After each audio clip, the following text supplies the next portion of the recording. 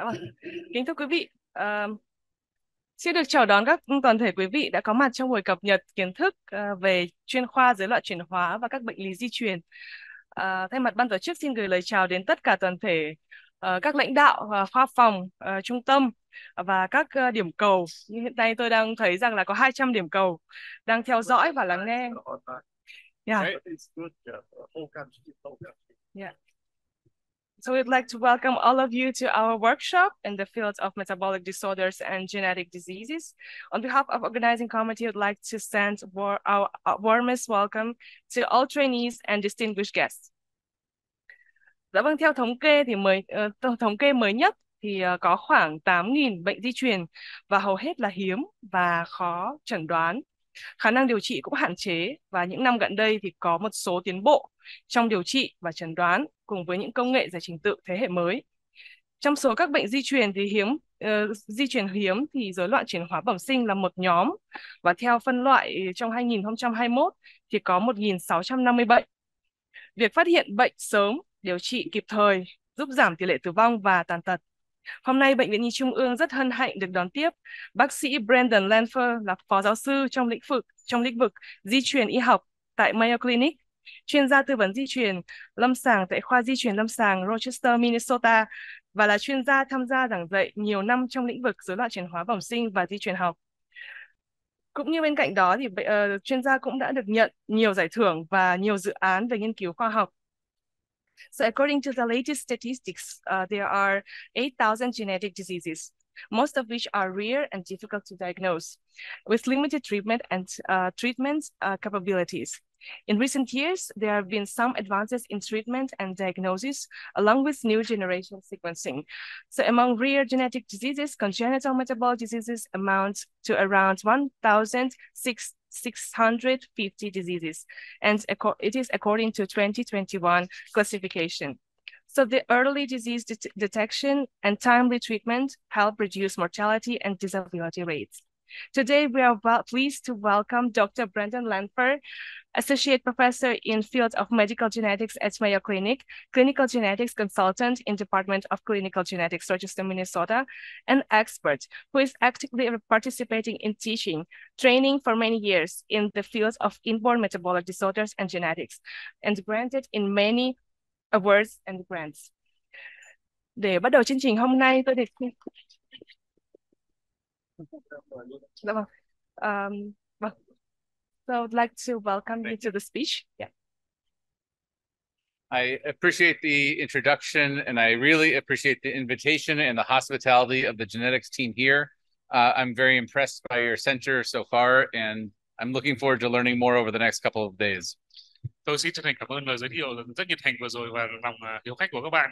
Tôi rất mong sẽ chia sẻ được nhiều kiến thức và cũng học hỏi được nhiều kiến thức trong những ngày sắp tới. My talk today is an introduction to my favorite group of diseases, which are inborn errors of metabolism. These are rare genetic diseases individually, but quite common as a group. Bài giảng của tôi ngày hôm nay sẽ chia sẻ về những bệnh lý rối loạn chuyển hóa bẩm sinh, cũng là cái sở trường nghiên cứu và điều trị của tôi.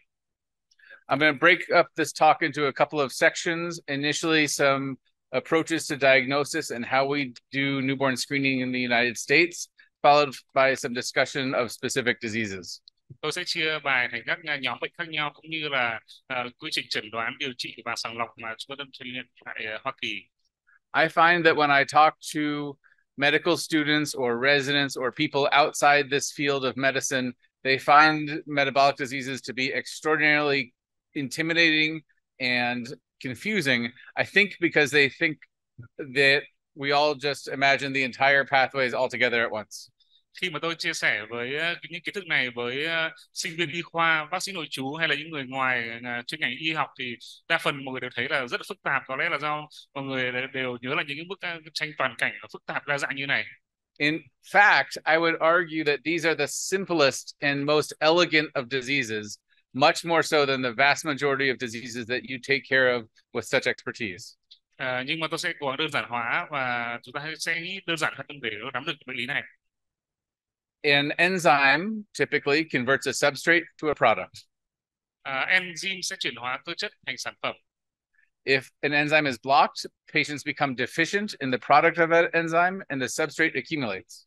Khi mà enzyme bị thiếu hụt thì sản phẩm sẽ tụt giảm, không được sản sinh nữa và sẽ ứ đọng những chất trung gian có độc tính. The treatment is get rid of the substrate and supply the product. That's much more simple than diabetes or bronchiolitis or sepsis or any of 1,000 other common medical conditions. Nguyên tắc điều trị sẽ là cung cấp sản phẩm bị thiếu, thải trừ chất độc, và tôi nghĩ rằng đây là một cái nguyên tắc điều trị đơn giản hơn rất nhiều so với đái đường hay những bệnh lý nội khoa khác. So I really appreciate the elegance of these diseases, and I find them very amenable to careful study and specific treatments. Và tôi nghĩ rằng là bệnh lý này sẽ có thể điều trị và kiểm soát tốt. Broadly speaking, when I think about these conditions, I imagine how we go from the food we eat or the macromolecules that we are made of, proteins, carbohydrates, and fats, and how they get catabolized into ATP and other compounds. Trên đây là con đường chuyển hóa các nguyên tố đa lượng như là đạm, carbohydrate và chất béo để chuyển thành năng lượng ATP. There are obviously thousands of steps in between each of these arrows, but this schematic can give a broad way of thinking about these conditions and which labs we use to help identify what area of metabolism is affected. Có hàng nghìn bước trong cả quá trình này, tuy nhiên là chúng ta sẽ nắm vào những bước chính như thế ạ. Newborn screening is, I believe, one of the great successes of public health in America. Tôi nghĩ rằng sàng lọc sơ sinh là một trong những thành tựu lớn trong y học ở Hoa Kỳ. It started in the late 1960s, early 1970s when this chemist who had a niece with PKU proposed the idea. Câu chuyện bắt đầu từ những thập niên 60, 70 với bệnh lý đầu tiên là PKU. So initially, every time we wanted to screen for another disease, we had to add another test. Và dần dần với những bệnh lý mới, tôi sẽ cần thêm những cái xét nghiệm khác. So for many years, we were only screening for a few diseases: PKU, biotinidase deficiency, CAH, hypothyroidism. Trong nhiều năm chúng ta chỉ thể sàng lọc về phenylketonuria, thiếu hụt biotinidase hay là tăng sản phẩm bẩm sinh hay suy giáp. But that all changed when tandem mass spectrometry came around and we were able to test for many compounds with a single test. Nhưng cuộc chơi đã thay đổi khi chúng ta tìm ra những phương pháp để cùng một lúc đánh giá nhiều phân tử khác nhau như là sắc ký khối phổ. So currently, the United States, every state is a little bit different in terms of what they test for, but the minimum is 36 different diseases. Ở mỗi bang ở Hoa Kỳ thì có những cái chính sách và những gói sàng lọc khác nhau, nhưng tối thiểu là 36 bệnh.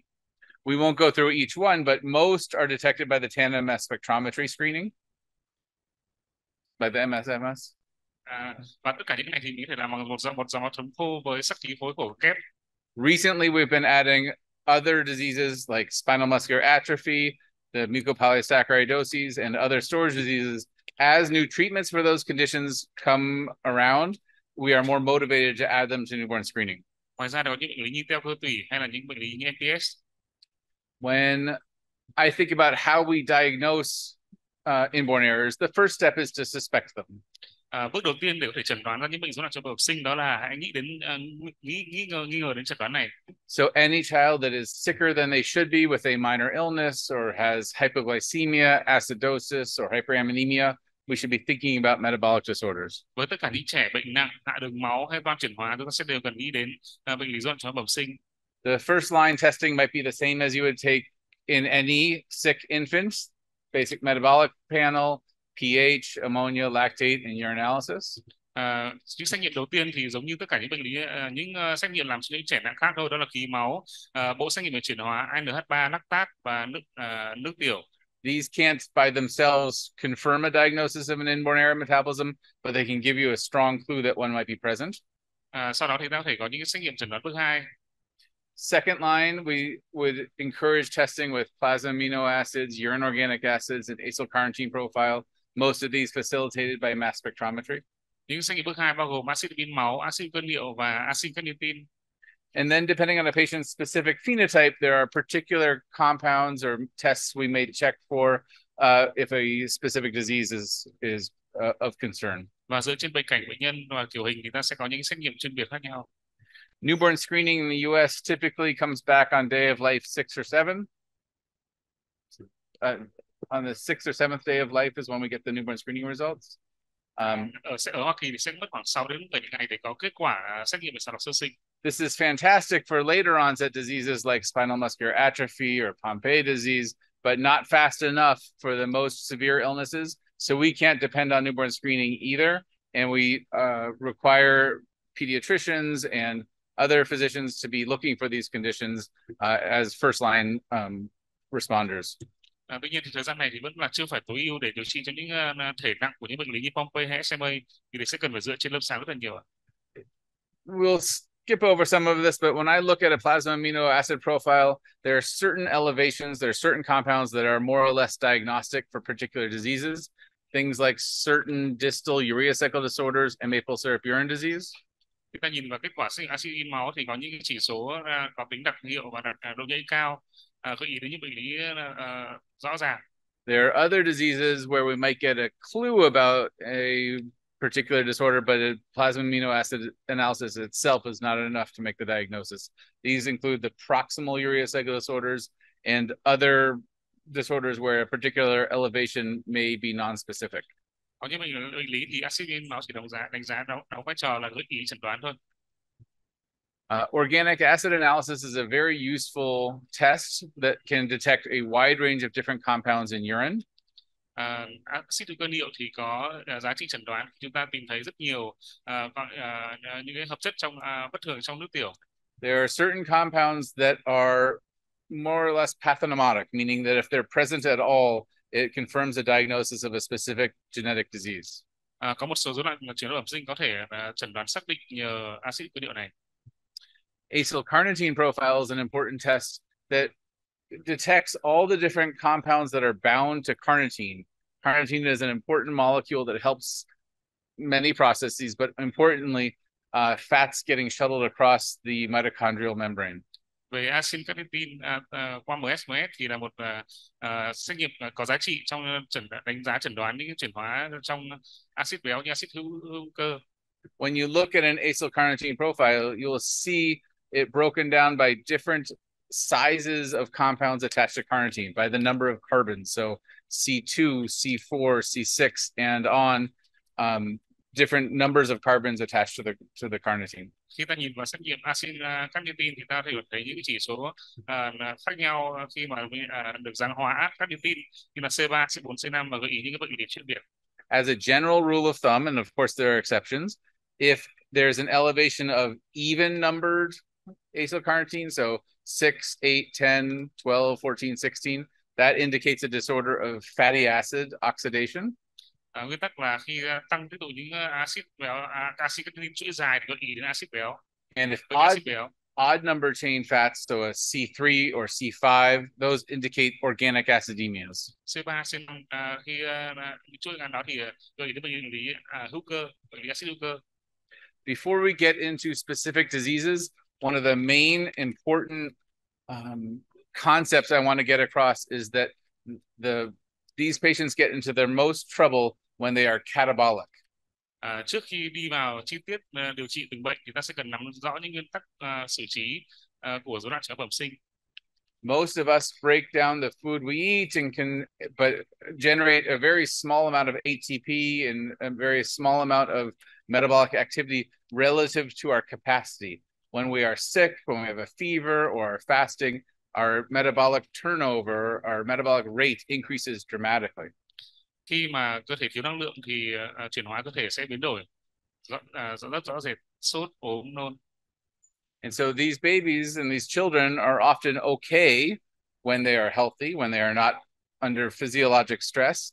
But then when they get an infection or fasting or a certain medication or any kind of stress, instead of getting a little bit sick, they become catastrophically sick. Khi mà trẻ có đủ năng lượng và khỏe mạnh thì có thể không biểu hiện triệu chứng gì cả. Nhưng mọi triệu chứng có thể có biểu hiện khi mà trẻ thiếu năng lượng và ốm. And often the most important factor in getting their disease under control is restoring them to an anabolic, unstressed state. Mục đích của điều trị sẽ là đưa trở lại trạng thái đồng hóa mà khi cơ thể không bị stress. Depending on the specific disease, often the major toxicity comes from accumulating toxins that build up because they're not getting broken down by a missing enzyme. Một nguyên tắc khác là ta sẽ thải trừ chất độc và tạo ra những con đường chuyển hóa chung thay thế khác.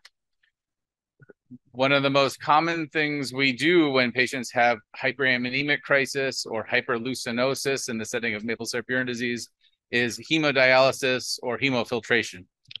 Một trong những phương pháp là lọc máu và thay máu. Peritoneal dialysis is not effective for these patients. Sorry.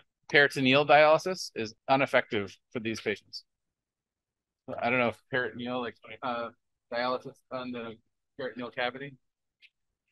Sorry. Tập phân phúc mạc thì không có hiệu quả trong điều trị. Okay, sorry. Yeah. There are certain medications that we use that can also stimulate disposal of toxic compounds, things like sodium benzoate and phenylbutyrate for ammonia, and glycine and carnitine for isovaleric acidemia. Có một số lựa chọn thuốc có thể là sử dụng để thải trừ chất độc, ví dụ như là natri benzoate hay là phenylbutyrate. Establishing metabolic or control or reversing catabolism, it's very important to feed these patients. Tăng cường đồng hóa cũng là một nguyên tắc điều trị chính. We see many times if a person has high ammonia levels, it makes sense to restrict protein, but over restriction is just as much of a problem because they will become catabolic and break down their own body stores of protein. Như chúng ta biết thì một số bệnh nó sẽ hạn chế protein, tuy nhiên thì hạn chế quá cũng có thể là một nguy cơ chuyển nặng của bệnh nhân, vì có thể sẽ chuyển sang dị hóa chính nguồn đạm của cơ thể và tình trạng sẽ tồi tệ hơn. Early in life, this is relatively easy because babies are growing so fast that we can give them a lot of protein and they will use it to grow. But as growth rate slows, the window of tolerable protein dose becomes smaller and smaller, and they often get sicker over the years. Ông nhắc lại về cái giới hạn đạm trong kiểm soát của đợt cấp do chuyển hóa bẩm sinh. We'll talk some about specific diseases. Chúng ta sẽ bắt đầu vào những cái bệnh lý cụ thể. The most common disease in my clinic is PKU. I don't think that's true here, but it's one of my very favorite conditions. Một trong bệnh lý phổ biến mà ông quản lý đó là PKU. PKU is caused by deficiency of phenylalanine hydroxylase, which is responsible for converting phenylalanine to tyrosine.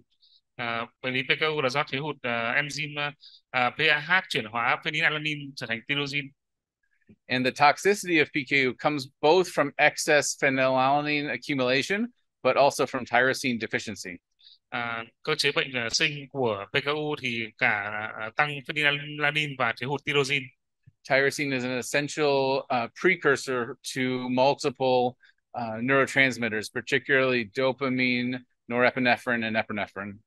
Tyrosine là một chất tham gia trong quá trình dẫn truyền thần kinh, dopamine của cơ thể.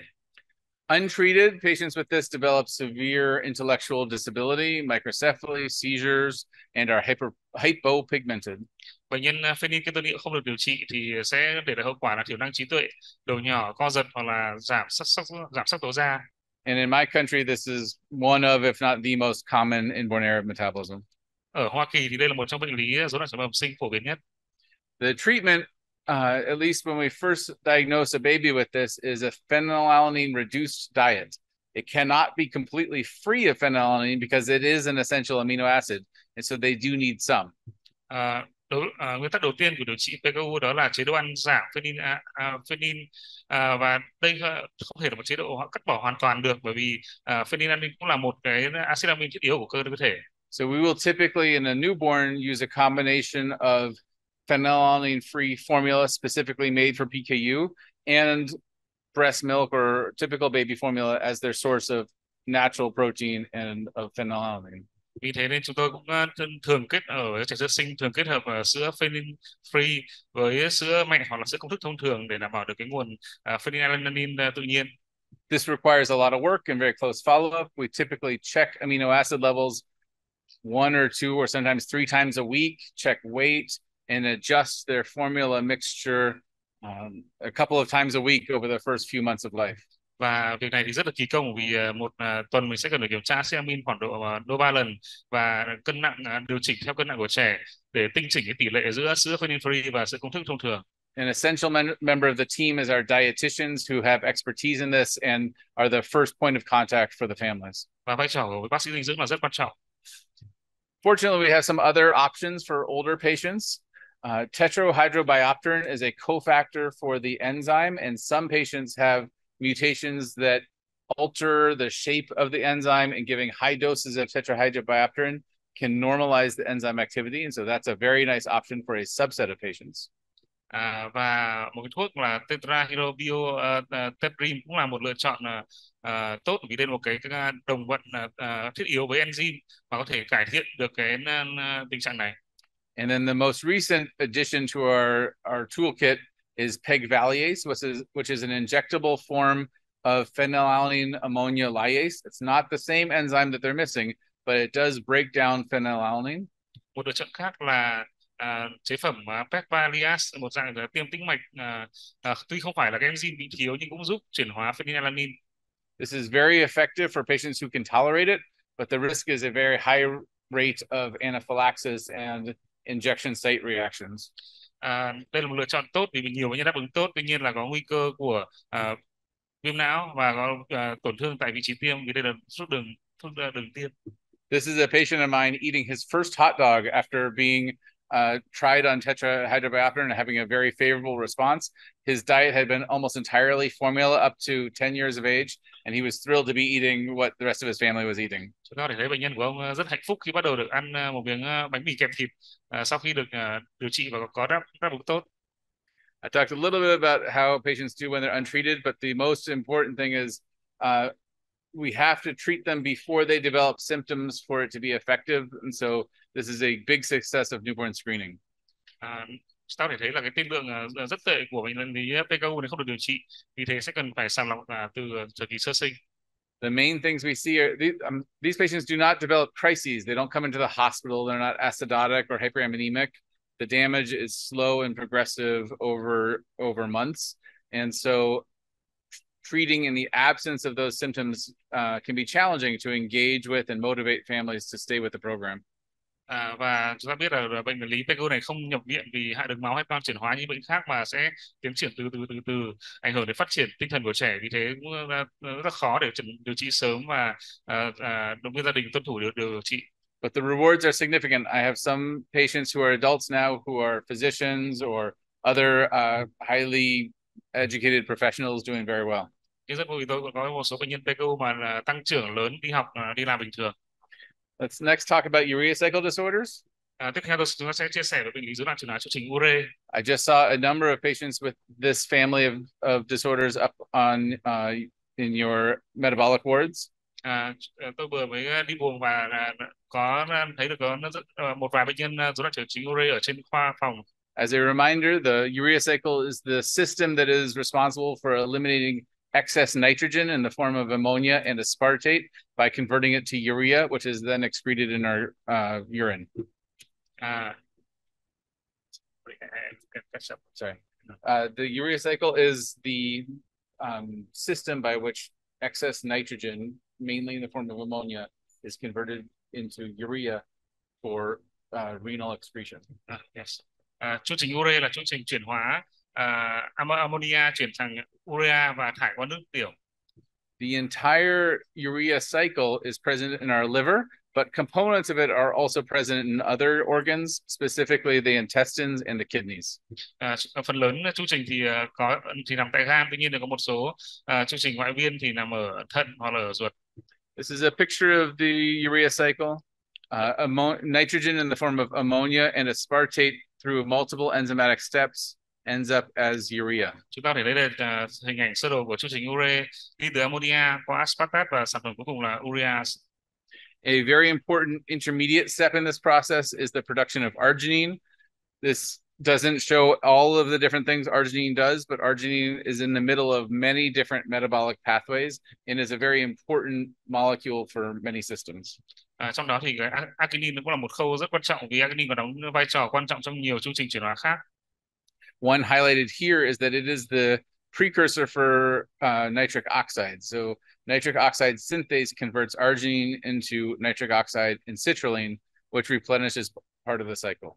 arginine có liên quan đến chương trình chuyển hóa của nitric oxide nữa. Dạ.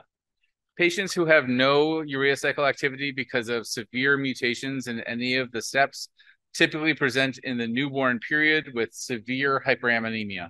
Ở thể thiếu hụt hoạt tính hoàn toàn thì thường bệnh cảnh xảy ra ở giai đoạn sơ sinh dưới 7 ngày tuổi với biểu hiện là tăng ammoniac. Hyperammonemia initially may lead to non-specific symptoms like vomiting, lethargy. It can look very much like sepsis. Tăng NH3 thì có thể có những biểu hiện không đặc hiệu như là nôn, ly bì, lơ mơ, có thể nhầm lẫn hoặc là chồng lấp với những bệnh lý khác như tình trạng nhiễm khuẩn huyết. So it is very important to me that babies with hyperammonemia are recognized quickly because their outcome is correlated to how long they're hyperammonemic for, much more so than the peak of their ammonia level. Vì thế nên là thông điệp của tôi là tôi luôn muốn là mọi người nhận định phát hiện sớm tình trạng tăng ammoniac, bởi vì tiên lượng của trẻ tăng ammoniac thì phụ thuộc vào thời gian của tình trạng này chứ không liên quan nhiều đến cái mức nồng độ cao nhất của ammoniac. So I would advocate that any sick neonate who's been evaluated for sepsis should also have an ammonia level measured. This does not happen in the United States, but I wish it would. Tôi mong rằng là trong thực hành thường quy thì tất cả những trẻ sơ sinh bệnh nặng thì mà có nghi ngờ nhiễm khuẩn huyết thì đều nên được định lượng ammoniac.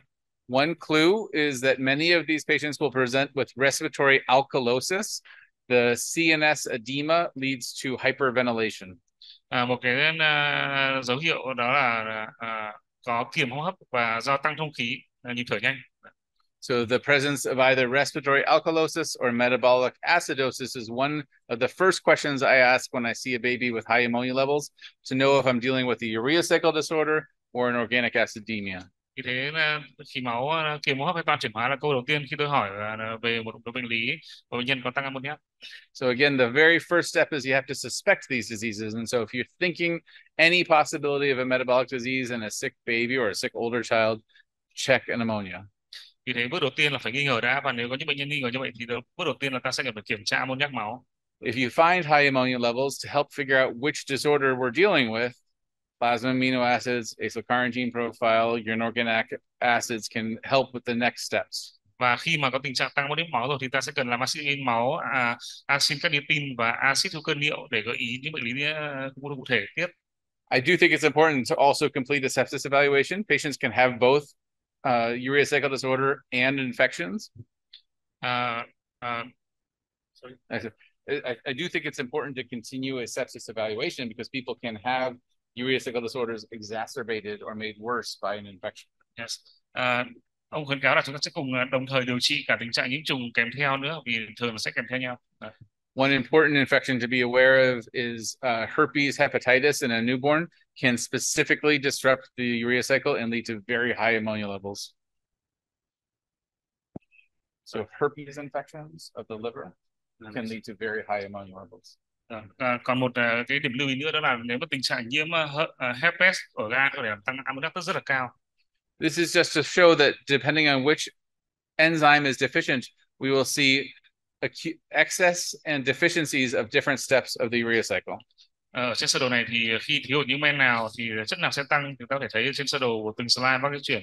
So the most common urea cycle disorder, both here and where I come from, is ornithine transcarbamylase deficiency or OTC deficiency. OTC là một trong những nhóm có tỷ lệ gặp nhiều nhất.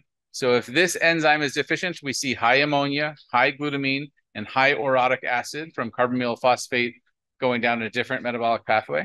Như thế ở trong OTC thì sẽ tăng ammoniac, tăng glutamine, và trong acid hữu cơ niệu thì sẽ có tăng thải trừ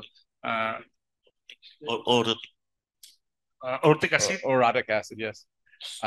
Citrulline and arginine will be very deficient in these patients before treatment. Và citrulline thì arginine thì sẽ giảm trước khi điều trị. Different enzyme deficiencies will lead to different patterns. Những enzyme thiếu khác nhau thì sẽ có những cái biến đổi khác nhau. And so by looking at these different compounds, we can determine which disease is likely. Và chúng ta sẽ nhìn thấy những chỉ số trên bảng so sánh của bác ạ. Orotic acid is an important indicator of OTC deficiency because one of the things that accumulates in OTC deficiency is carbamyl phosphate. Axit orotic trong axit ưa niệu là một trong những gợi ý của OTC, bởi vì đây là cái chất chuyển hóa của carbamine phosphate. Carbamyl phosphate cannot easily be measured directly, but this is an example of how different metabolic pathways can interact. When it builds up and can't be disposed of through the urea cycle, it moves into pyrimidine synthesis where orotic acid can accumulate. Ông có giải thích cơ chế của vì sao mà có tăng đào thải axit orotic acid khi mà có giảm chuyển hóa pyrimidine này. And this is just to show the pathway of pyrimidine synthesis. The breakdown of orotic acid into orotidine is the rate limiting step. And so that's why orotic acid accumulates. Đây là sơ đồ chuyển hóa bất thường của pyrimidine mà tăng bài tiết axit orotic. For many patients with urea cycle disorders, the diagnosis is clear just on the biochemical or metabolic testing, but we're doing more and more genetic testing now too, which can help know the specific mutation and allow for things like prenatal or pre-implantation diagnosis for the family. Với nhiều bệnh lý trung trình Urey thì có thể chẩn đoán dựa trên các xét nghiệm về hóa sinh và bệnh cảnh. Tuy nhiên là xét nghiệm gen còn đóng vai trò trong xác định rõ biến thể đột biến và tư vấn sàng lọc trước sinh cho những lần sinh sau. When we see a baby with hyperammonemia, the highest priority is to reverse the hyperammonemia. Ưu tiên hàng đầu khi cấp cứu điều trị cho một cháu tăng ammoniac trung trình Urey đó là mình phải đảo ngược cái quá trình tăng ammoniac máu này. If a patient has been encephalopathic for less than 24 hours and we can get the ammonia down fast, their chance of a good cognitive outcome is very good. Sẽ cải thiện tiên lượng cuối của bệnh nhân.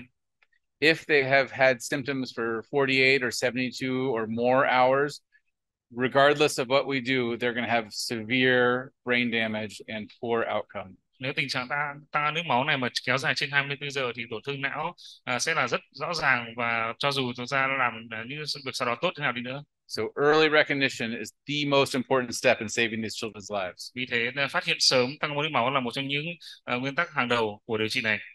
If the ammonia is high, the only way we can get rid of it directly is hemodialysis or hemofiltration. Và mình sẽ cân nhắc lọc máu. This is directly the speed that it comes down directly correlates to the rate at which we can do the dialysis or the filtration. So sometimes we can even go faster by using an ECMO circuit. Ông có nói rằng về cơ chế lọc máu là để thải trừ ammoniac, và đôi khi thì cái can thiệp ECMO có thể cải thiện tốc độ thải trừ này. It is at the same time, it's important to try to reverse the catabolism. So if you see a baby with this and a center that cannot start the dialysis right away, intravenous fluids with excess dextrose is an important first step. Và đồng thời chúng ta sẽ truyền dịch với đường 10% để tăng cường về đồng hóa. It does make sense to initially withhold feeds while we're starting these therapies, but it's important to not make them NPO and not withhold protein for more than at most 48 hours. I would actually prefer less than that. Bước đầu thì chúng ta sẽ nhịn ăn, tuy nhiên thì hạn chế đạm và khuyến cáo là không kéo dài quá 24 giờ vì có thể làm sinh ra dị hóa. We want to give them as many calories as they can to suppress the breakdown of their own body protein. So using intravenous dextrose plus lipids and TPN with essential amino acids can be really helpful. Và truyền đường nồng độ cao lipid sẽ giúp hiệu quả, và các acid amin thiết yếu thì sẽ cải thiện được năng lượng và chuyển hóa bệnh nhân. In some patients, we'll use insulin also to drive the dextrose into the cells and to slow down the catabolic process. Và ở một số bệnh nhân thì chúng ta sẽ cần phải dùng thêm insulin để đưa đường vào trong tế bào và hạn chế dị hóa. The main medications we use, and we have both intravenous forms and oral forms, are benzoate and phenylbutyrate. Hai chế phẩm chúng ta sử dụng tiếp theo đấy là natri benzoate và glycerol phenylbutyrate. These bind some of the amino acids that most commonly release ammonia to the urea cycle, glycine for benzoate and glutamine for phenylacetate or phenylbutyrate, to form compounds that can be excreted by the kidney. Hai chất này thì gắn với glycine hoặc là glutamine. Đây là hai cái axit amin chính sản sinh tạo ra NH3, như thế cải thiện cái tình trạng tăng ammoniac này. These are just the doses that we use, and we also give arginine for patients who have low levels. Đây là liều thuốc phenylbutyrate chúng tôi dùng, và cũng thêm arginine, liều arginine trong một số nhóm của chương trình Ure. This is a patient of mine taking her first dose of the glycerol phenylbutyrate, which tastes much better than the sodium phenylbutyrate. She has argininic acid lyase deficiency. Ở đây hình của bệnh nhân của bác đang bắt đầu uống phenylbutyrate, dễ uống hơn natrimeth rất nhiều. I keep coming back to the nutritional management because I think it's underappreciated how important it is. Tôi sẽ nói thêm về vấn đề dinh dưỡng của bệnh nhân và tầm quan trọng của nó. Even if a patient has continuing hyperammonemia, feeding them is important. The right amount of protein is never zero. Kể cả khi trong tình trạng bệnh nhân có tăng ammoniac máu thì protein trong nuôi dưỡng không thể là bằng không được. Okay. Long term, the outcomes are they correlate very closely with the duration, not the peak of hyperammonemia.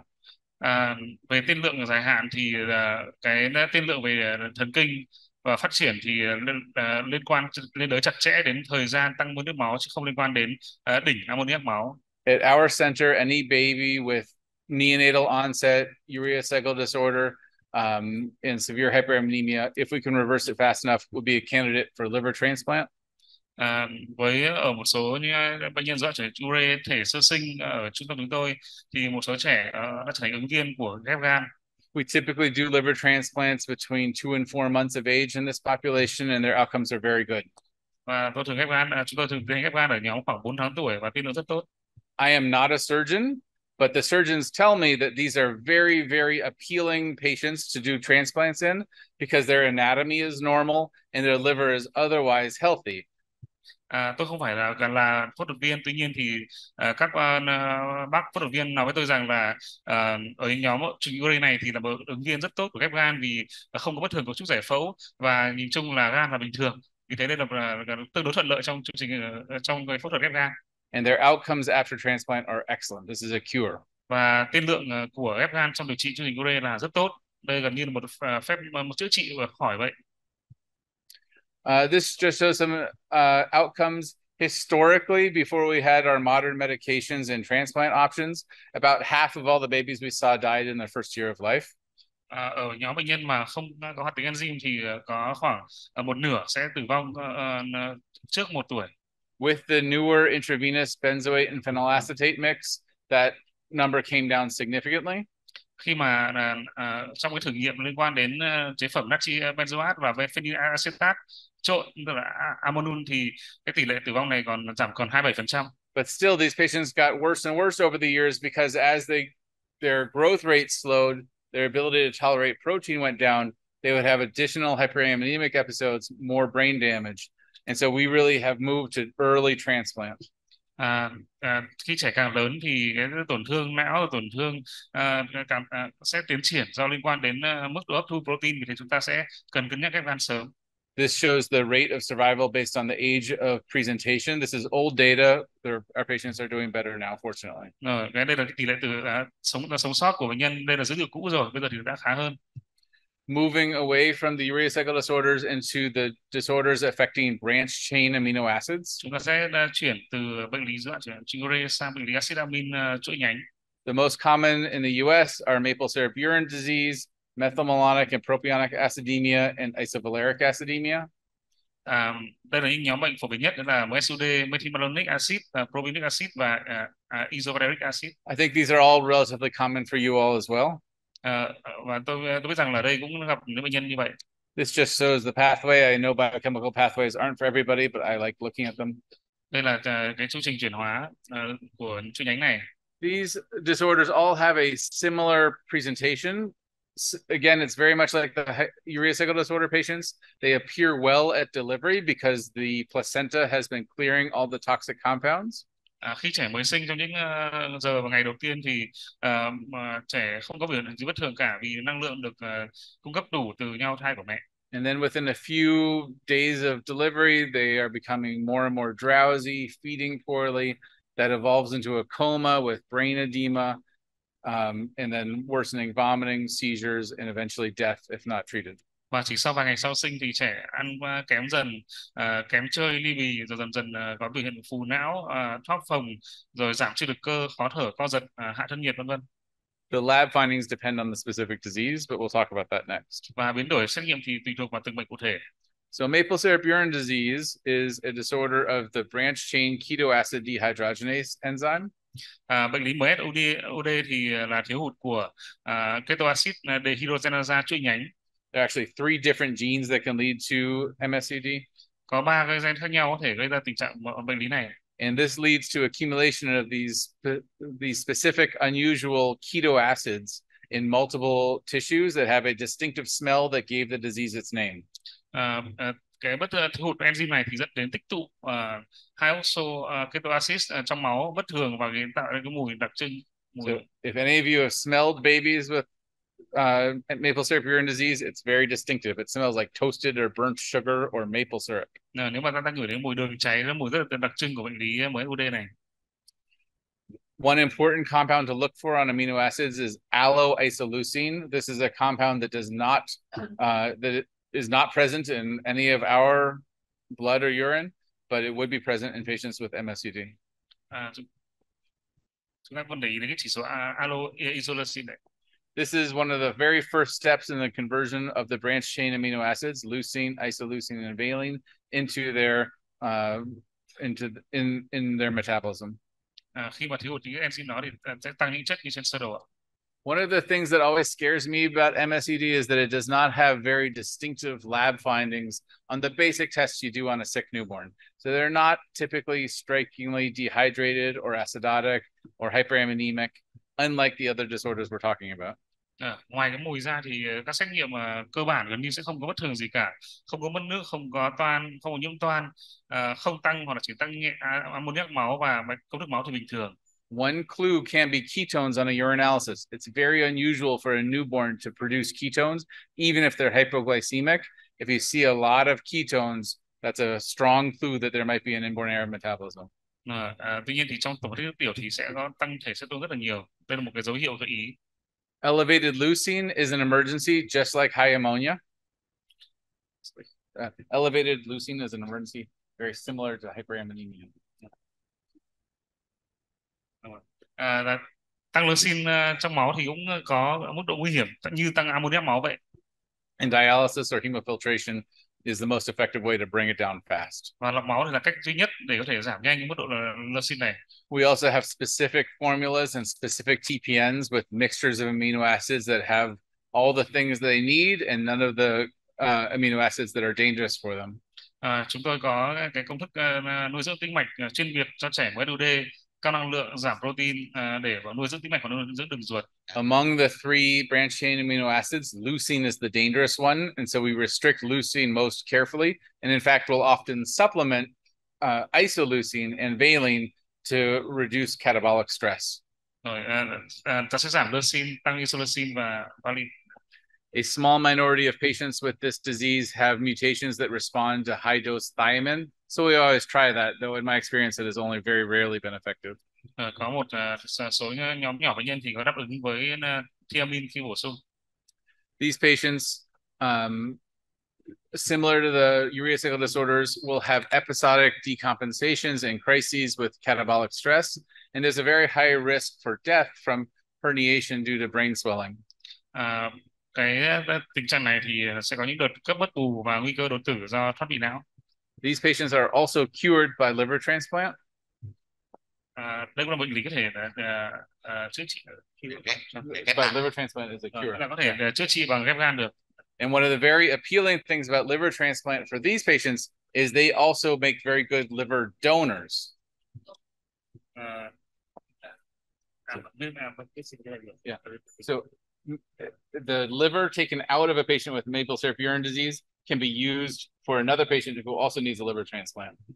Tức là như với bệnh nhân này thì người ta bỏ gan ra thì gan để cho bệnh nhân khác được dùng được. Domino transplant. Nghĩa là cái gan của bệnh nhân này có thể ghép cho ứng viên để ghép cho ứng viên cho người khác được. Because the branched chain amino acid enzyme is present in our muscles also, If you have a deficient liver but normal muscles, you're still okay. Or if you have deficient muscles and normal liver, you're okay. Bởi vì cái enzyme này thì còn có trong cơ nữa, nên là những người cần gan khác có thể nhận được gan hiến từ bệnh nhân này. So whenever we have a child with maple syrup urine disease who's getting a liver transplant, we also line up the next liver recipient. So one donor can cure 2 or even more patients by doing the domino transplant. Vì thế một người hiến gan cho trẻ MSUD thì có thể cứu được 2 người.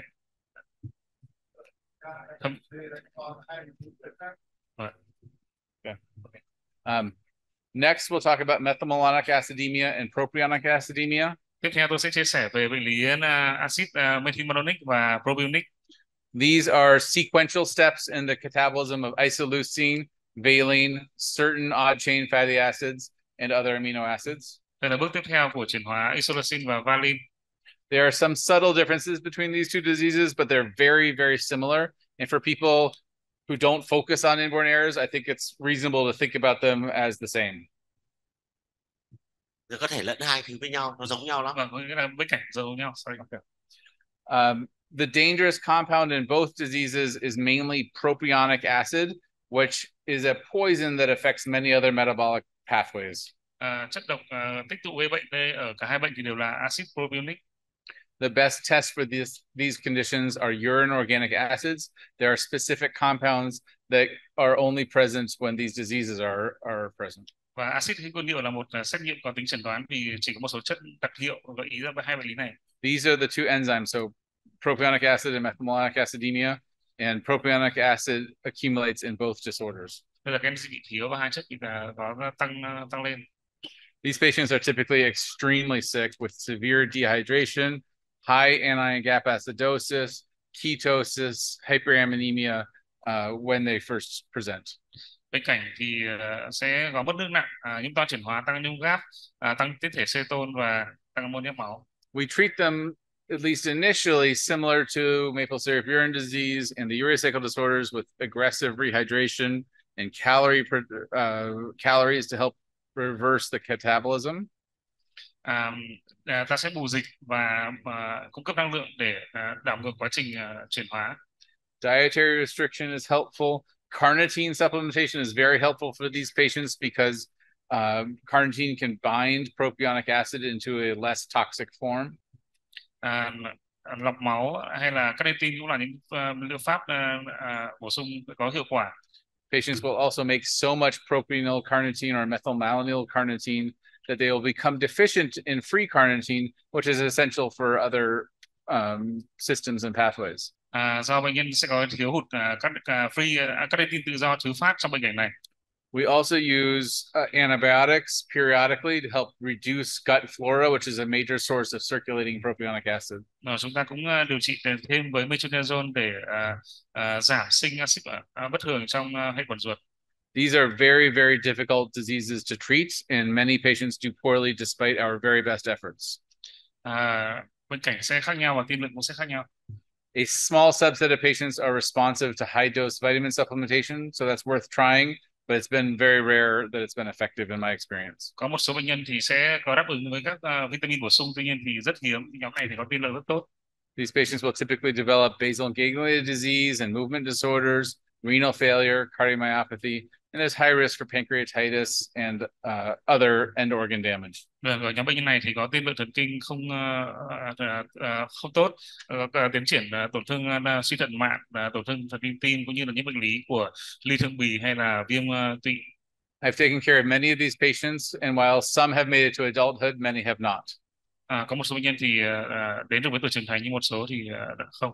So we're still looking for the best treatment for them. Và chúng tôi đang tìm kiếm cái phương pháp điều trị tốt nhất cho trẻ. Liver transplant is quite effective for the hyperammonemia, but does not correct other aspects of the disease. Ghép gan ở nhóm bệnh nhân này thì có giúp giảm nguy cơ tăng ammoniac máu, tuy nhiên thì không cải thiện được những cái góc độ khác của bệnh lý. So it's still quite controversial about whether it's a good idea. Vì thế cũng còn rất nhiều tranh cãi quanh chỉ định ghép gan của nhóm bệnh nhân này. Isovaleric acidemia is quite common in the US. It's a much milder disease once we recognize it and treat it. Bệnh lý axit isovaleric là một bệnh lý cũng thường gặp cũng phổ biến ở Hoa Kỳ với một cái bệnh cảnh nhẹ hơn. This enzyme is one of the mitochondrial flavoproteins, which is important for electron transfer. Enzyme này, enzyme thiếu hụt thì liên quan đến flavoprotein của tí thể. When the enzyme is missing, isovaleric acid accumulates. Khi mà thiếu hụt enzyme thì sẽ làm cho tăng tích tụ axit isovaleric. What's nice about this compound, even though it's quite toxic, is that it can be bound to both glycine and carnitine to make stable, safe forms. And so using high doses of those compounds is incredibly effective.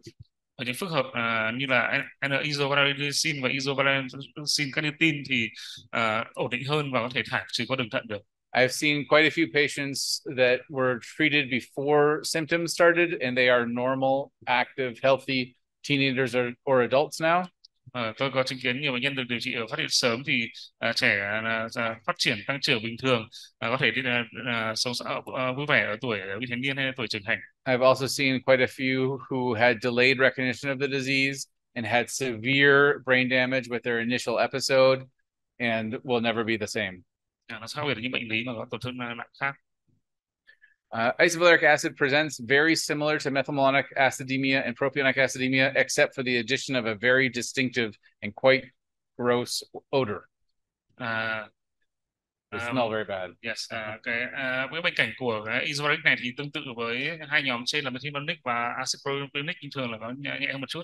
It's kind of a neat feeling as a geneticist to walk into a room of a very sick baby and be able to tell within 5 seconds of walking in the room what the disease is, because the smell can be that overwhelming. Và cái mùi tất thối này thì rất là điển hình, và một bác sĩ có kinh nghiệm thì bước vào và chẩn đoán ra bệnh chỉ sau 5 giây ngửi thấy mùi. Fortunately, the smell goes away when we treat them. Sorry. Fortunately, the smell goes away when we treat them. Yes. They don't smell bad with treatment. Nếu mà mình không quen mùi này thì so they smell very bad when they're first sick, yes. but their smell improves after we treat them. Yes. Khi mà điều trị thì cái mùi này cũng sẽ đỡ tệ hơn. So the treatment is at least initially similar to the other disorders with rehydration, anabolic control. We rarely need dialysis. Once we recognize the disease and give high doses of glycine and carnitine, they get better very quickly. Nguyên tắc điều trị thì ta bù dịch, cung cấp năng lượng, và hiếm khi cần lọc máu và sẽ bổ sung thêm các acid amin để chọn con đường thay thế. We'll move on to fatty acid oxidation defects. Giờ ta sẽ nói về bệnh lý rối loạn chuyển hóa axit béo. So the most common in the US are MCAD, which is by far the most common. I think it's quite rare here. Ở Mỹ, ở Hoa Kỳ thì chúng tôi thường thấy là nhóm rối loạn chuyển hóa axit béo chuỗi trung bình, tuy nhiên thì ở đây thì ít hơn. And then VLCAD and LCHAD. Ngoài ra thì có rối loạn chuyển hóa axit béo chuỗi rất dài và chuỗi dài. I was very interested to learn this morning about how common CACT deficiency is here. That's an extraordinarily rare disease in the United States. Sáng nay thì tôi có được nghe thông tin và được xem thông tin rằng là cái nhóm rối loạn chuyển hóa CACT thì rất phổ biến ở Việt Nam, tuy nhiên thì là rất hiếm ở Hoa Kỳ. As a reminder of what fatty acid oxidation does, this is the process where large fat molecules are converted into acetyl-CoA, which can then enter the Krebs cycle or ketone production or cholesterol synthesis. Cái chuyển hóa oxy hóa axit béo này liên quan đến chuỗi chuyển hóa từ axit để chuyển thành acetyl qua. This process is important in many tissues, but especially the heart. So cardiomyopathy is one of the main concerns for this family of diseases. Chất béo là một nguồn năng lượng quan trọng cho cơ tim, vì thế tổn thương tại cơ tim, những bất thường tại cơ tim là một cái vấn đề được quan tâm nhất. Lipolysis, fat breakdown, and fat catabolism is most important during times of fasting or stress, and not at other sort of more baseline normal times. Cái chuyển hóa này thì thường quan gặp khi mà cơ thể bị đói hay thiếu năng lượng, và thường không phải là chuyển hóa chính ở những trạng thái bình thường. By far the most common fatty acid oxidation defect where I come from is medium chain acyl-CoA dehydrogenase deficiency or MCAD. Như tôi vừa nói thì rối loạn chuyển hóa axit béo chuỗi trung bình là cái nhóm rối loạn chuyển hóa axit béo thường gặp nhất ở Hoa Kỳ. This is probably the greatest impact of our newborn screening success. Before newborn screening, about 1/3 of all of these patients died with their first presentation in their first illness. That never happens now in the US. Đây là một thành tựu lớn của, đây là chứng minh cho thành công của sàng lọc sơ sinh, khi mà trước khi có sàng lọc sơ sinh cái bệnh lý này thì 1/3 trẻ có rối loạn chuyển hóa axit béo trung bình thì sẽ tử vong khi khởi phát bệnh. This is an unusually homogeneous disorder in the US because of a common mutation among people of Northern European descent that almost everybody in the US has with this disease. Và chúng ta có thể thấy là cái variant phổ biến ở Hoa Kỳ. This is a depiction. This is a 10 carbon fat converted to an 8 carbon fat plus acetyl-CoA through the enzymes that make up the medium chain acyl-CoA dehydrogenase process. Trên sơ đồ là cái hình ảnh cái chuỗi chuyển hóa từ C10 sang C8 mà một các enzyme này tham gia. These patients typically do well in the newborn period. Fat breakdown is not a major energy source for a newborn who is feeding very frequently. Thường thì bệnh cảnh sẽ không biểu hiện nếu mà trẻ khỏe hay là được ăn bú đều đặn đúng bữa. But historically, before newborn screening, when they would first get ill with the viral infection, or if their family would try to push them to not feed them overnight, they would get catastrophically ill and sometimes die. Một chuyện rất chỉ xảy ra khi mà trẻ bị đói, bị ốm, sốt virus hay là gia đình không cho trẻ ăn qua đêm thì sẽ dẫn đến cái stress dị hóa. Typically, these patients have hypoketotic hypoglycemia, meaning low blood sugar and not the typical brisk ketone response. Bệnh cảnh biểu hiện sẽ là hạ đường máu, không tăng ceton. Nhưng tuy nhiên thì ceton trong nước tiểu thì cũng không loại trừ cái rối loạn chuyển hóa axit béo. They will make some ketones, just not enough. Trẻ vẫn có ít ceton nhưng mà không đủ nhiều. And the treatment for this is extraordinarily simple. As soon as they start seeming ill, we give them extra sugar and they do fine. Và sự quản lý điều trị dài hạn thì đơn giản thôi, tức là khi trẻ ăn kém là ta đưa thêm năng lượng, đưa thêm đường vào cho trẻ là ổn hơn. That can be oral glucose at home if they're feeling well enough, or IV dextrose if they're not feeling well in the hospital setting. Chúng ta có thể hướng dẫn trẻ uống nước đường ở nhà, hoặc là khi nặng hơn thì là truyền đường ở bệnh viện. VLCAD is a much more difficult disease because it affects a higher, a larger number of fat breakdown, larger fat molecules, and so the patients get less energy from fat catabolism than they do with MCAD. Với nó chuyển hóa axit béo chuỗi dài thì bệnh cảnh sẽ nặng nề hơn do tổn thương ở chuỗi dài, và vì thế sẽ thiếu hụt năng lượng hơn. They'll typically have severe cardiomyopathy, muscle weakness, and episodic rhabdomyolysis, along with hypoglycemia and liver disease. Và bệnh cảnh thường là bệnh lý tổn thương cơ tim nặng, yếu cơ, tiêu cơ, hoặc là những tình trạng hạ đường máu nặng. LCHAD, or long chain hydroxyacyl-CoA dehydrogenase deficiency, has kind of an intermediate presentation between MCAD and VLCAD, with both acute crises and chronic myopathy phenotypes. Ông bắt đầu chia sẻ về bệnh lý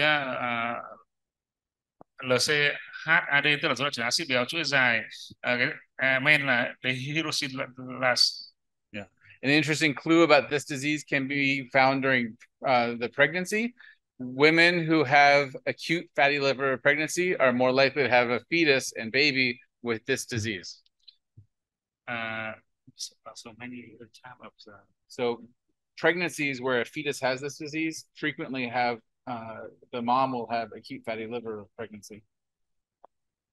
So as a mom has acute fatty liver pregnancy. Yeah. Yeah. Sorry. Acute fatty liver pregnancy. Cái bệnh lý này thì có biểu hiện thường là có người mẹ sẽ có cái gan nhiễm mỡ cấp tính trong thời kỳ mang thai. We'll briefly can talk about galactosemia. This is a relatively common disease in the US that we do newborn screening for. It affects multiple organ systems. It can lead to brain damage, cataracts, and most importantly, liver disease in the newborn period. Một trong bệnh lý sàng lọc tiếp theo có thể sàng lọc đến là galactosemia, thì gây ra tổn thương đa cơ quan, não và đặc biệt ở gan.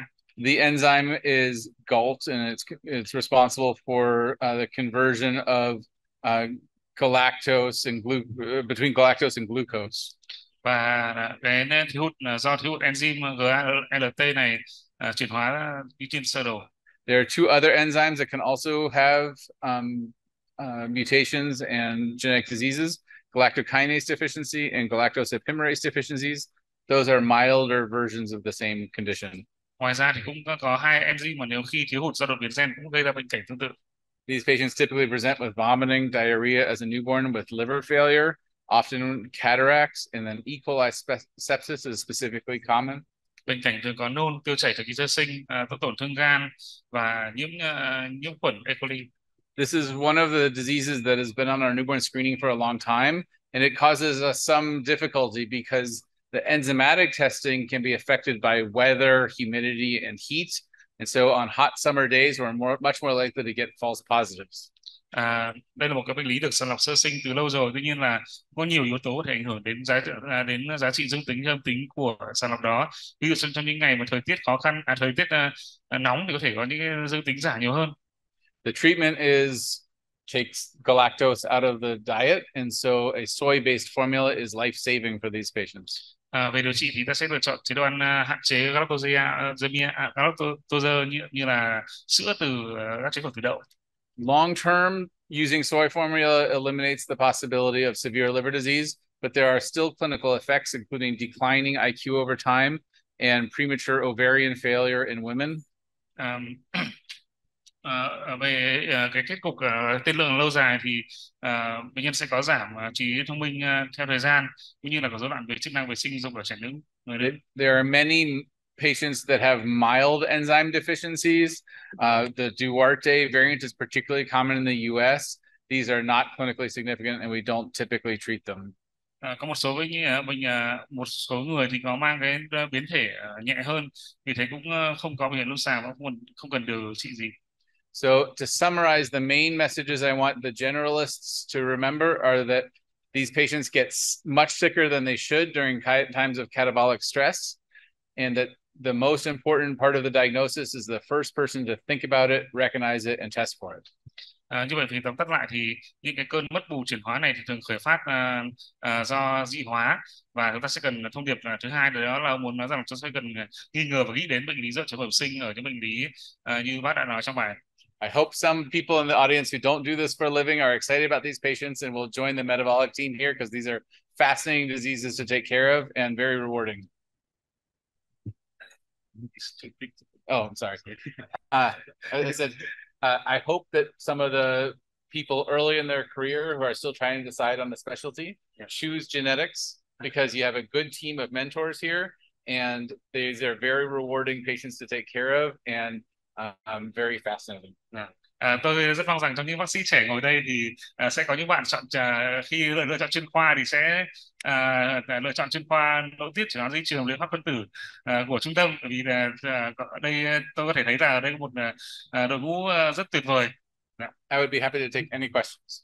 Tôi sẵn sàng trả lời mọi câu hỏi của quý đồng nghiệp ạ.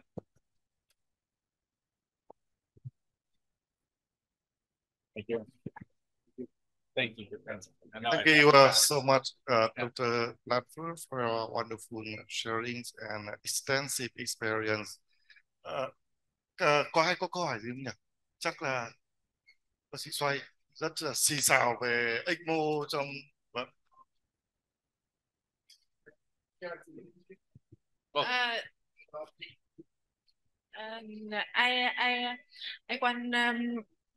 I have one question.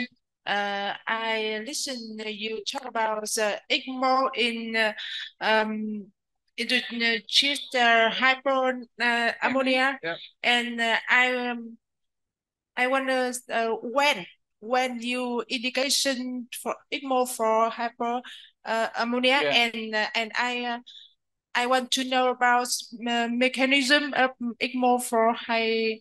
So we use. This was more true historically than it is now with some of the newer dialysis machines that can run faster. But ammonia dialyzes and is removed by hemofiltration very readily. And the speed of ammonia removal is directly correlated to the speed at which you can drive a dialysis pump. And with a ECMO circuit, we can get much higher speeds for dialysis and clear it faster. And so when we used to have a patient on typical dialysis, Yes. Oh, you're okay. Yes. So with typical dialysis, we might bring the ammonia down over 6 or 12 or 24 hours. With ECMO, it can be done in an hour. And so it's not to support the heart and lungs, it's to drive the dialysis machine quicker. Dạ vâng, em xin dịch tóm tắt lại câu hỏi của bác sĩ Tho dành cho giáo sư thì bác sĩ Tho có dành câu hỏi là khi nào chỉ định ECMO cho bệnh nhân tăng áp lực máu và cơ chế của biện pháp này, thì bác có trả lời rằng là như bác đã chia sẻ trong bài thì ECMO sẽ giúp thải nhanh hơn, và bởi vì trong lọc máu thì là mình sẽ cái tốc độ nó còn phụ thuộc vào dịch rút và nhiều yếu tố khác. Thì khi mà ví dụ ông so sánh là trong lọc máu thông thường thì có thể mất từ 6 đến 8 giờ để kiểm soát áp nước máu, thì với ECMO với vòng Circus nhanh hơn thì chỉ mất khoảng một tiếng. Đây là chủ yếu liên quan đến tốc độ. So dialyzing a newborn is extremely hard, as I'm sure you know better than I do. And hemodynamic instability was a big issue for most of my career, it still is. But with the newer dialysis machines, it's better. And so we historically would use ECMO to protect that. You combine with CBBS or a lot of ECMO? I'm not sure I understood. Combine. The one is just with ECMO. Yes. Vâng ạ, kết hợp cả hai ạ. The dialysis is the most important part.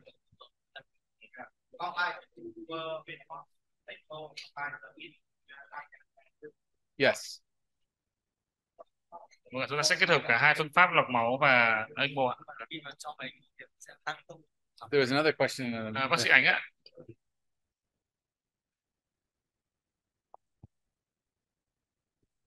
Em có 2 câu hỏi ạ. Câu hỏi thứ nhất là đối với bệnh phenylketonuria thì đối với bệnh đấy thì bọn em sẽ dựa trên cái axit amin máu với đích của tyrosine và phenylalanine. Thì tuy nhiên là đến khi mà bệnh nhân đến với bọn em thì cái axit amin máu ấy nó không phải là tại cái thời điểm mà đó, mà sau một thời gian thì nó mới có. Thế thì ông có nói là khi mà hiệu chỉnh cái phenylalanine thì ông có làm axit amin máu 3 đến 4 lần trong một tuần. Thì không biết là cái kế hoạch của ông ấy như thế nào, và đối với cái bệnh nhân mà axit amin máu nó không đến ngay với mình như thế thì sẽ làm thế nào. Thứ hai nữa là trong cái bệnh rối loạn chuyển hóa chu trình ure, khi mà giới thiệu lại cái protein thì cái kế hoạch làm lại NH3 trong máu là bao nhiêu lâu đối với cái axit amin đường tĩnh mạch và đường tiêu hóa. She has 2 questions. The first question is about the PKU. In our hospital, the plasma amino acid result usually come to us after about 1 week, and so when the dietitian want to modify the diet is not the reasons reason. So when you in your lecture you said that in newborn we perform 3 times a week. So we are very lucky at my hospital to be able to get amino acid results in 2 hours. That is not normal in the US, and there are many good centers working just this way with 1 week turnaround for amino acids. So that would be more typical across the US. It's not the way we do it at the Mayo Clinic, but we're very lucky and have a unique opportunity. So what should we do when we receive the late result like this?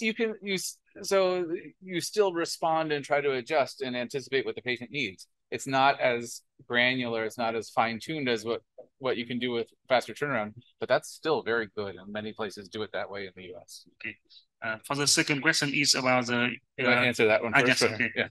Câu hỏi đầu tiên thì bác sĩ Anh có hỏi rằng là với bệnh nhân PKU thì phenylketonuria thì hiện tại thì ở bệnh viện Nhi Trung thì chúng ta sẽ nhận kết quả axit amin máu ở bệnh nhân sau khoảng 1 tuần, thì liệu cái kết quả đấy mình sẽ dùng như thế nào điều chỉnh chỉ đoán của bệnh nhân. Thì bác có chia sẻ rằng là bác có rất là may mắn khi ở Mayo Clinic thì chỉ mất 2 tiếng là có kết quả axit amin máu rồi, và đây cũng là tốc độ nhanh hơn ở nhiều trung tâm khác ở Hoa Kỳ. Vì thế thì với những kết quả mà trả muộn như vậy thì ta vẫn sẽ dựa vào kết quả đó để điều chỉnh chế độ ăn cho bệnh nhân, và đấy cũng là kết quả mình có thể sử dụng được, và 1 tuần cũng là một cái con số cũng đáng nể rồi. What was the other question? For the second question is Dr. Anh also sees diabetes. Oh. So when we reintroduce amino acids, essential amino acids for the patient by oral feeding, by TPN, or by when we recheck the ammonia in blood after reintroducing. So it very much depends on the patient's situation and how severe they are, how high their ammonia is, how encephalopathic they are. It's always better to feed enterally if that's an option. So I'd rather use the intestines than TPN, but we do TPN also when needed. I think anytime you make a diet change in a severely sick and critically ill patient with the urea cycle disorder, it makes sense to check an ammonia multiple times a day and make adjustments as needed. In an ideal situation, you might also check amino acids and try to titrate the essential amino acids so that they're normal. You don't want them too low, you don't want them too high, but it depends on what you have access to in terms of labs. Vâng, về câu hỏi thứ hai của bác sĩ Ánh về bệnh lý rối loạn chuyển hóa chính ure thì sau khi mình giới thiệu lại, nghĩa là mình cho ăn lại acid amin cho bệnh nhân thì mình sẽ kiểm tra ammoniac sau bao lâu, thì bác có giải đáp là mình sẽ dựa vào tình trạng bệnh nhân. Giả sử với những bệnh nhân mà có tình trạng nặng hay là ammoniac ở mức độ cao thì khi mà cho giới thiệu lại thì ta sẽ cần phải kiểm tra lại nhiều lần trong ngày và cố gắng giữ ammoniac ở mức không quá cao, quá thấp. When we have a baby admitted with a hyperammonemic crisis, we check their amino acids every morning, have results late morning, and make up their new batch of formula for the day. So every day we adjust. Ở Mayo Clinic thì với những bệnh nhân mà tăng ammoniac máu như vậy thì các bác sẽ làm xét nghiệm ammoniac máu vào mỗi buổi sáng và có chế độ điều chỉnh phù hợp trong ngày và sẽ kiểm tra lại vào ngày hôm sau. That's not normal. I think it's better, but it's not normal. Như vậy đấy là một lời khuyên tối ưu hơn chứ không phải là quá thường quy, nên là tối ưu.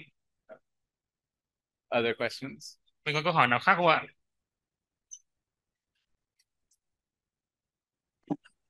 May I have one question? Hello? Who's on the sure. By Zoom. Yeah, so hemofiltration, I think, is a very good indication for hyperammonemia or MSUS. However, we see a lot of the situation when the patient coming with a very severe acidosis and hemodynamic instability. And usually we put on the hemofiltration to try to stabilize the patient. So we're waiting for the result, but we do not know when we stop this hemofiltration if the normal ammonemia and is no MSUS. So that is a very practical situation. We have no very clearly cut-off point time for stop the CVVH for the patient. So that's difficult. I think it does not make sense to continue dialysis indefinitely, and I'm sure you're not doing that, or hemofiltration indefinitely. I think it is quite common when dialysis or hemofiltration is stopped to have some small rebound in ammonia. I think it would be reasonable to, once you've had good ammonia control for a day or two, to stop the circuit, leave the lines in place, and see what the ammonia does. And then you've got ability to restart if you have a severe rebound hyperammonemia. But I don't think you need to wait for a definitive diagnosis to stop hemofiltration. Getting the anabolic state restored, getting the catabolism under control, regardless of the underlying genetic disorder, is going to be the most important thing for long-term control. And so I don't think you need to wait until you have a diagnosis for stopping hemofiltration. I don't think that makes sense.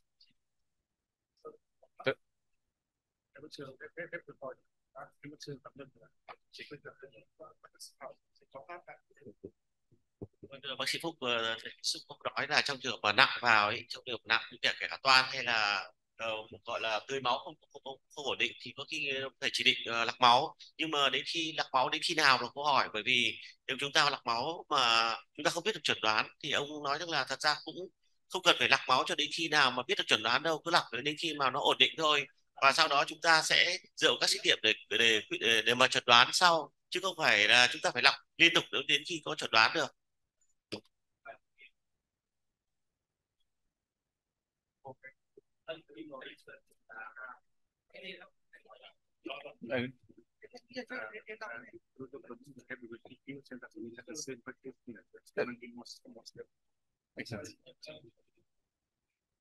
Có ai có hỏi gì thêm không ạ?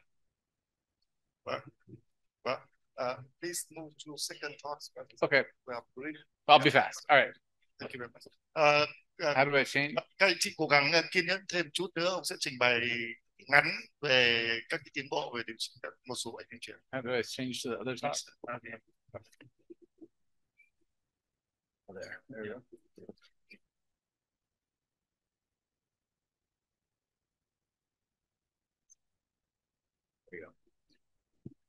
Okay, so this talk is really about some exciting new frontiers in treating genetic diseases.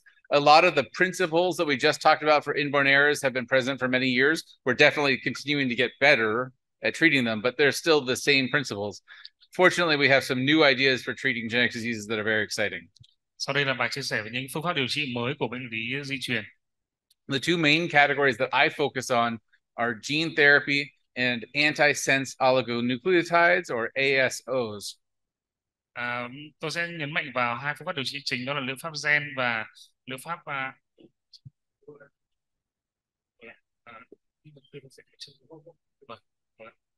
Okay. So gene therapy has been around as a concept for many decades, but it's only in the last couple of years it's actually become a reality. Liệu pháp gen đã được lên ý tưởng từ nhiều thập kỷ nay rồi, nhưng mà gần đây mới được hiện thực hóa.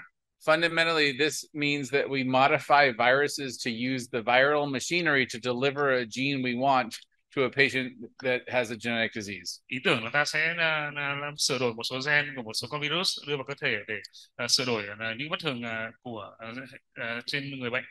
The first approved gene therapy in the United States was for a rare genetic form of blindness. Liệu pháp gen thay thế đầu tiên được chấp thuận là dành cho chỉ định cho bệnh nhân mù bẩm sinh labor. The details are not important, but fundamentally, these are patients that were previously blind and now can see again. Thông tin chi tiết thì có trên slide, tuy nhiên thì tôi thể tóm tắt rằng sau khi sau khi điều trị thì người từ một người bị mù bẩm sinh thì có thể nhìn trở lại được. The retina has a number of unique characteristics that makes it a very appealing target for gene therapy. So there are now many gene therapies in development for genetic retina diseases. Và ông nói rằng là hiện tại thì có rất nhiều liệu pháp gen thay thế được phát triển cho những bệnh lý về võng mạc này. The gene therapy that is most important to my practice right now is probably the one for spinal muscular atrophy. Một trong những chỉ định khác là liên quan đến bệnh lý teo cơ tủy. Spinal muscular atrophy, at least in the United States, was for a long time the most common recessive lethal disorder in childhood.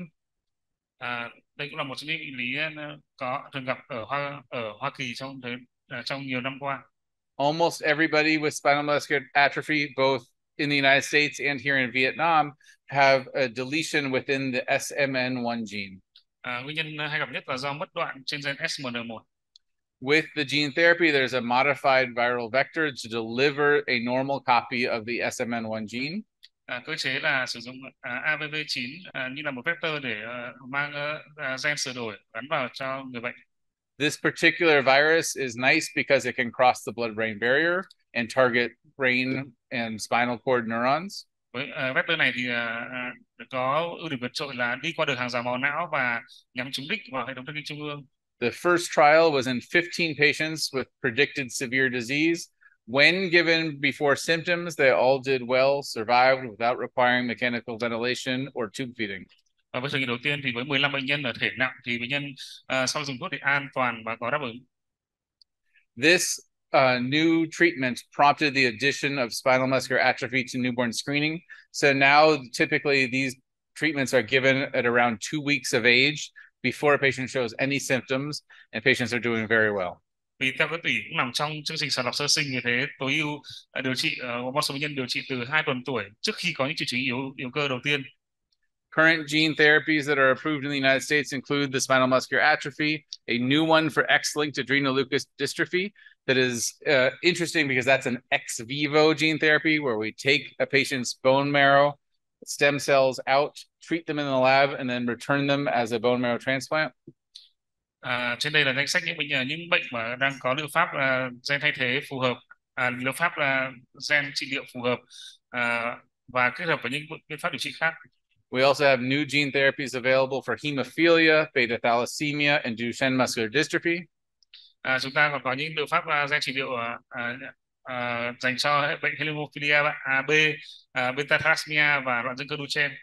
A major challenge with these therapies is that they are extraordinarily expensive, costing multiple millions of dollars. Và chúng ta được biết rằng là những liều thuốc này đều rất đắt, lên giá lên đến hàng triệu đô la. I anticipate and hope that over time they will become less expensive and more available across the world. Mong rằng là trong thời gian tới thì giá cả sẽ đỡ đắt đỏ hơn để có thể tiếp cận đến nhiều người hơn. This is just to show all the different gene therapy trials that are ongoing. There are hundreds in process now. Chúng ta có thể thấy là đây là rất nhiều những cái nghiên cứu thử nghiệm về liệu pháp gen đang được thực hiện trên toàn thế giới. So I anticipate this will become a routine part of my practice soon. Hy vọng rằng sẽ là một lựa chọn điều trị thường quy trong tương lai. What I spend a lot of time working on right now is antisense oligonucleotide therapies, or ASOs. Sau đây là bác sẽ trình bày về liệu pháp oligonucleotide ASO. These are modified short strands of DNA or RNA.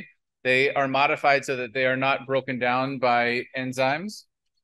Đây là những cái đoạn ngắn được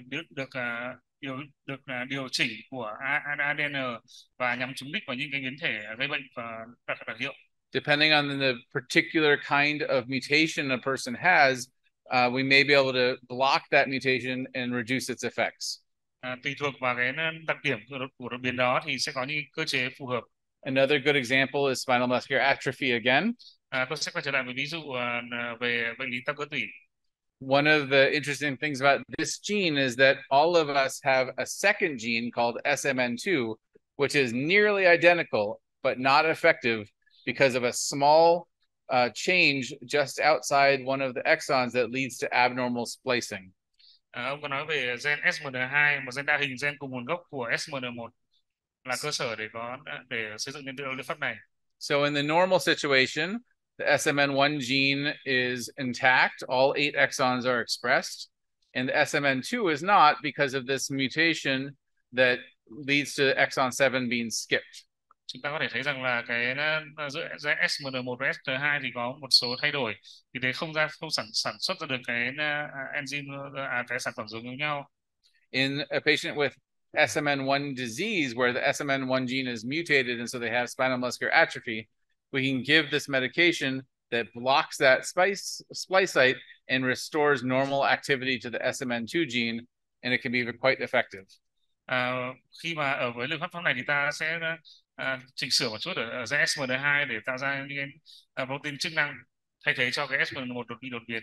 This is a bit more challenging than the gene therapy because it is an intrathecal injection that has to happen every couple of months, and there are issues with adverse events and a higher risk of hydrocephalus during the treatment. Một số thử thách khi mà đối với gen trị liệu đó là cần phải tiêm tủy sống, cũng như là một số cái tác dụng phụ thường gặp. But still it is quite effective and far better than we had previously. Nhưng mà vẫn là những liệu pháp tốt hơn và giúp cải thiện về mặt điều trị của chúng ta. For both this treatment and the gene therapy for spinal muscular atrophy, it's essential that this be given before symptoms start. We do not restore lost anterior horn cells, and so newborn screening for this is critically important now.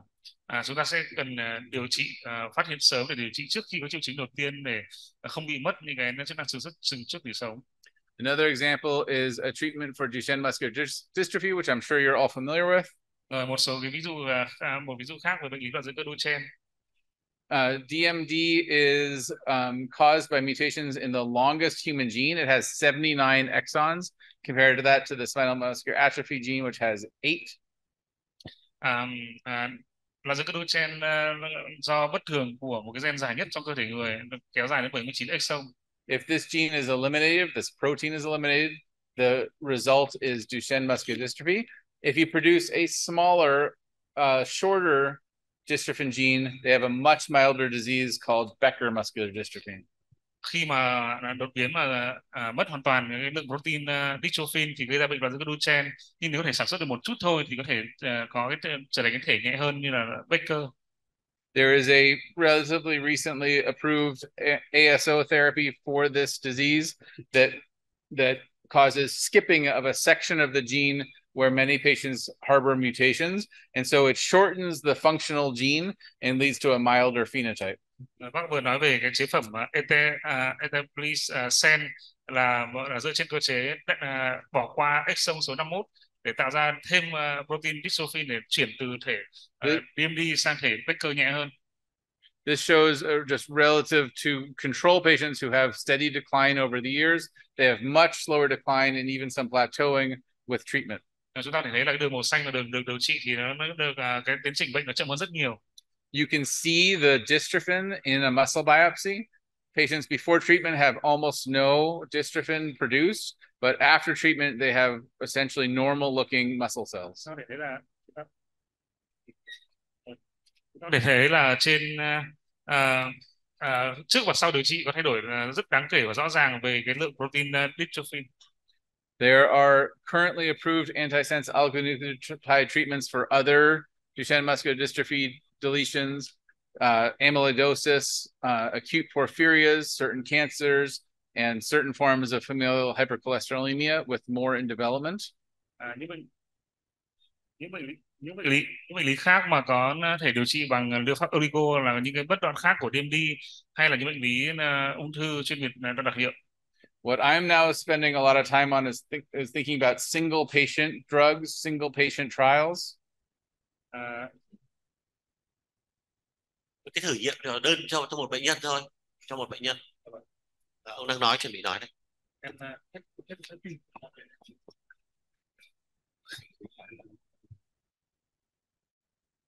Nhưng hiện tại thì tôi đang quan tâm đến những cái thử nghiệm liên quan đến một bệnh nhân thôi, đơn bệnh. So this was first done by a team at Harvard University in Boston, where a child had a neuronal ceroid lipofuscinosis, a neurodegenerative disease. Một bệnh nhân 6 tuổi mà có bệnh cảnh phù hợp với bệnh lý Patton và thoái chỉ thần kinh. One of the causes of mutations for this girl was a mutation in one of the introns that led to abnormal splicing and a null phenotype. Cái bệnh lý chúng ta ghi nhận được rằng là bệnh lý gây ra do bất thường của vùng không mã hóa sâu trong vùng trong đoạn in trong. They made a molecule that was made just for her mutation, for no one else on the planet, that prolonged her life significantly.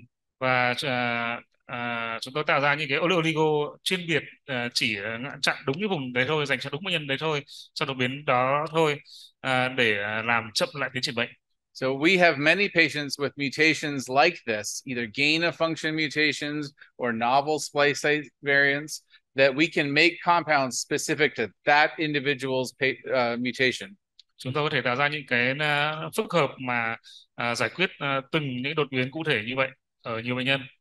So I'm part of a team or leading a team of scientists at Mayo where we're trying to make new medications for 2 patients that have severe neurologic diseases that we think we can treat with ASOs targeting their individual mutations. Chúng tôi đang phát triển một cái oligo đặc hiệu cho một nhóm có 2 bệnh nhân thôi, có bệnh lý thần kinh, và hy vọng rằng sẽ có hiệu quả cho nhóm trẻ này. The challenges for us will be how we get these kinds of studies funded, how we do regulatory work around it, how we prove efficacy when it's an N of 1 trial.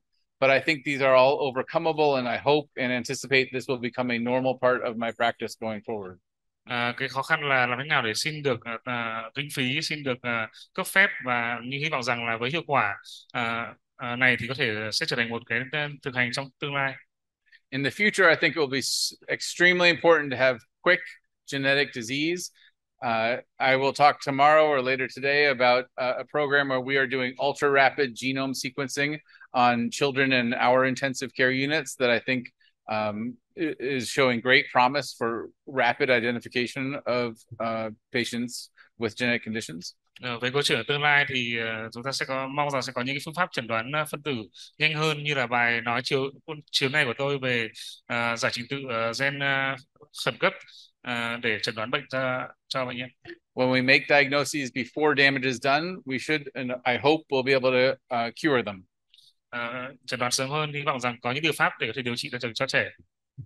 Happy to take questions about this subject. Tôi sẵn sàng trả lời mọi câu hỏi ạ.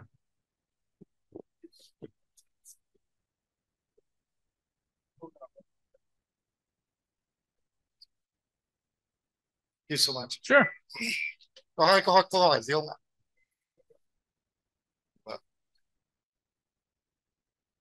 Nếu chúng ta không có câu hỏi thì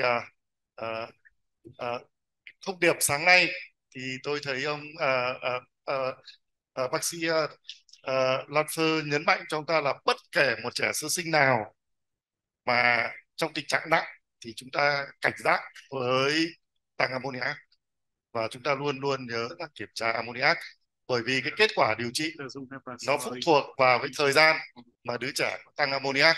Nếu như chúng ta điều trị càng sớm thì cái kết quả nó càng tốt. Đấy là điểm thứ nhất, ông nhấn mạnh lại rất nhiều lần trong cái bài nói. Cái phần thứ hai ông nhấn mạnh là cho dù chúng ta cho bệnh nhân tạm thời nhịn ăn trong cái giai đoạn mà bệnh nhân nặng thì chúng ta không cho nhịn quá, tức là chúng ta đưa lại protein, cho bệnh nhân ăn lại protein, tất nhiên với lượng nhỏ tăng dần, và chúng ta không để bệnh nhân đi quá 24 giờ đồng hồ mà chúng ta không cho ăn. Đây là điểm rất là quan trọng trong hồi sức và trong điều trị những cái cơn cấp của loạn chuyển hóa bẩm sinh. Điểm thứ ba, ông rất là cảm thấy rất là hứng thú với cái kết quả của ghép gan cho một số chỉ định, ví dụ như là chu trình ure, ví dụ như là bệnh MSUD. Thế còn một số các cái chỉ định khác thì vẫn còn đang tranh cãi, ví dụ như là propionic. Gần đây thì tôi thấy họ nhiều nơi họ chỉ định, nhưng mà hôm nay thì trong cái bài trình bày thì ông thấy rằng là không kết quả không chắc chắn lắm. Thế thì bác sĩ Hoa thì rất là ngồi đây thì mọi lần thì bệnh nhân từ miền Tây người ta cũng viết thư, người ta con người ta bị chu trình ure, người ta viết thư từ miền Tây ra để người ta hỏi chúng ta có ghép hay không, thì chúng tôi cũng rất là tích cực để thúc phó sư Hiền và phó sư Hoa ở đây. Thế thì hôm nay giáo sư Hoa rất là hứng thú và cứ đấy ghép đi. Ghép mà chúng ta thấy rằng ghép gì, thậm chí ghép domino thì bệnh nhân mà MSUD hoặc chu trình ure, cái gan của lấy ra chúng ta còn ghép cho người khác nữa, ghép cho cái cháu khác nữa, thì chúng ta thấy rất là ích lợi. Thì trong tương lai tôi nghĩ rằng, và ông nhấn mạnh cả lúc chúng tôi trao đổi ở trên bệnh phòng và ở dưới này là cái kỹ thuật thì thậm chí là thuận lợi hơn với các cái chỉ định khác, ví dụ như teo động mật, bởi vì là cấu trúc gan nó bình thường, thế nên là nó đỡ phức tạp hơn là các cái chỉ định khác. Nên trong tương lai tôi nghĩ rằng là rất mong là chúng ta chỉ định sớm cho nhóm này, phó sư Hoa. Thế còn sang cái bài chủ đề thứ hai thì mặc dù là ngắn nhưng cái thông điệp để cho chúng ta thấy rằng là rõ ràng là một số các cái bệnh mà chúng ta cảm thấy bó tay, như là teo cơ tủy, như là loạn giữa cơ đu sen, rồi thì bệnh lý võng mạc di truyền, rồi thì hemophilia B rất là nan giải. Nhưng hiện nay hoặc là loạn giữa não chất trắng tuyệt thận, adrenoleukodystrophy, thì các cái phương pháp điều trị mới đang hiện hữu ở Mỹ và nhiều nước trên thế giới, và thậm chí bệnh viện Nhi Trung ương thì teo cơ tủy ít nhất là cho đến thời điểm này là 30 cháu được điều trị rồi, mà mỗi cháu là 50 tỷ ta biết rồi 22 cháu đã được tiêm trên 2 tuổi đã được tiêm tủy sống. Thành phố Hồ Chí Minh thêm 14 cháu nữa, và trong tương lai thì tôi nghĩ cũng như là giáo sư đã đặt ở cái dòng cuối cùng, tức là nhiều các cái gen thay thế cho nhiều các cái bệnh khác vẫn đang tiếp tục nghiên cứu thử nghiệm, và trong tương lai thì hy vọng là được phê chuẩn sớm. Thì đấy là những cái thông điệp chính mà bác sĩ Lanpher đã gửi đến cho chúng ta. Thế thì chúng ta có câu hỏi gì thêm không ạ?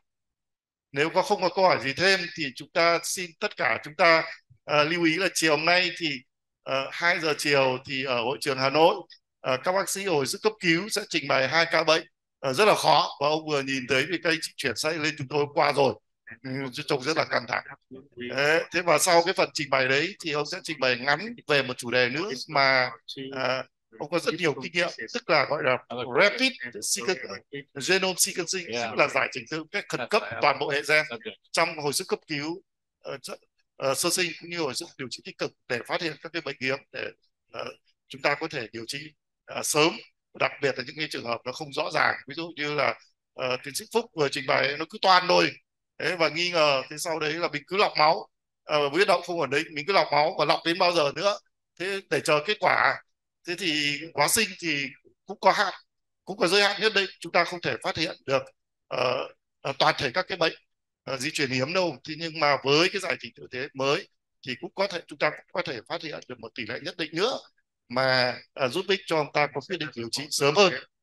Thế thì nếu như ai không có bận học lý thuyết thì các anh chị tập trung ở hội trường Hà Nội lúc 2 giờ chiều. Và một lần nữa thì để chân thành cảm ơn giáo sư Lanpher, chúng ta xin chúng ta một tràng vỗ tay để cảm ơn ông. Thank you so much. Thank you.